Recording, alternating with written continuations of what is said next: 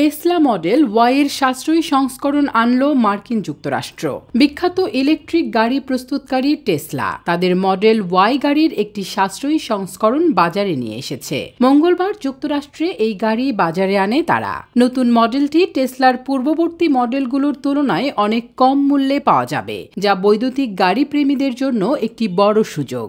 টেসলার official ওয়েবসাইটের তথ্য অনুযায়ী নতুন লং রেঞ্জ রিয়ার হুইল ড্রাইভ সংস্করণটির দাম $44,990। তবে $7,500 ফেডারেল ট্যাক্স ক্রেডিট পাওয়ার পর এর দাম হবে $37,490। টেসলার ত্রৈমাসিক বিক্রয় 13% কমে গেছে, যা গত 3 বছরের সবচেয়ে দুর্বল ফলাফল হিসেবে চিহ্নিত হয়েছে। এই পতনের পেছনে সিইও ইলন মাস্কের রাজনীতি নিয়ে বিতর্ক এবং বৈশ্বিক প্রতিযোগিতার চাপকে প্রধান কারণ হিসেবে দেখা হচ্ছে।